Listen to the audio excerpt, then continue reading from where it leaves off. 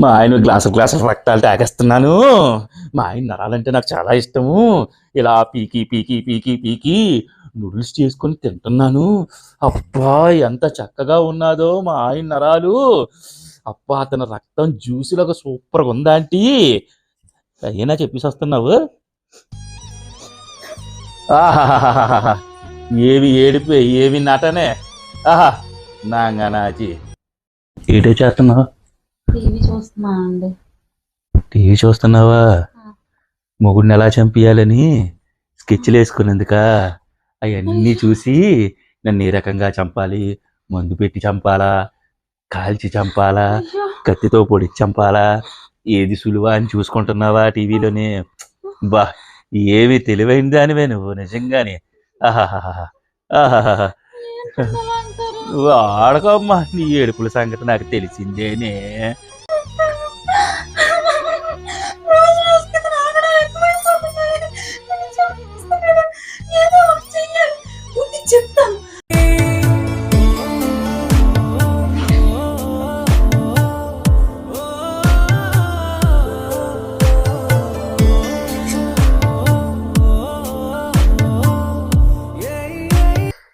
ఏడు చేస్తున్నావు?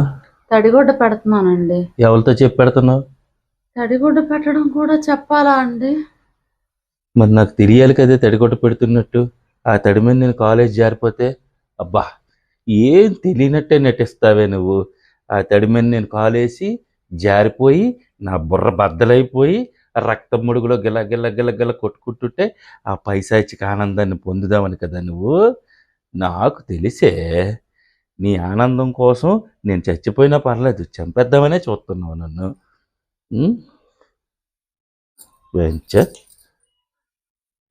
ఒక మాట కూడా చెప్పకుండా తడిగొట్లా ఏడుతుంది. కొడుకొడ్డెట్టు ఎవరురా నువ్వు? ఏమండి టీ తీసుకోండి. కలిపిసావా? విషయాన్ని కలిపిసావా? అదేంటండి అలాగ అంటున్నారు? నువ్వు ఆ కబుర్లు ఆడక ఇందాల వంటగదిలో చూశానులే, ఏదో బాటిల్తో పెట్టుకోవాలి ఉంచావు. నన్ను ఇప్పుడు చంపియాలి, దాన్ని హ్యాపీగా నువ్వు సెలబ్రేట్ చేసుకోవాలి. నేను చచ్చిపోయినట్టే నువ్వు ఇల్లంతా సొంతం చేసుకోవాలి, డ్యాన్స్లు వేసుకొని తిరుగుదువు.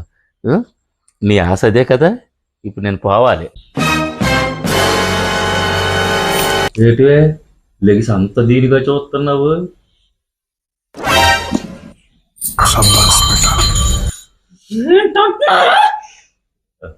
అరే ఏంట్రా ఇది? నీ తల్లి ఏంటనుకుంటున్నావు నన్ను? నా సహనాన్ని పరీక్షిస్తున్నావా నువ్వు? తప్పైపోయిందా జ్యోతి? జాగ్రత్త. అయిందా? బాగైందా? ప్రతిదానికి ఓవర్ ఎక్స్ప్రెషన్. ఇప్పుడు అనండి. అమ్మో త్రుట్లో ప్రమాదం తప్పిపోయిందమ్మా. చచ్చిపోదులు చంపేసింది నన్ను. అయినా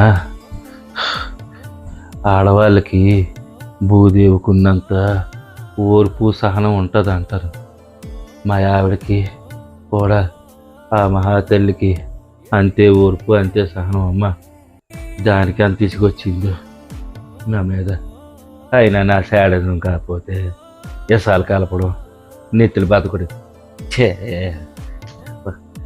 ఆడవాళ్ళు ఎప్పుడైనా గౌరవించాలి కానీ ఇలాంటి పనులు ఎప్పుడు చేయకూడదమ్మా. వాళ్ళు లేకపోతే మనం లేము. అసలు ఆడవాళ్ళు లేకపోతేనే లేము మనం.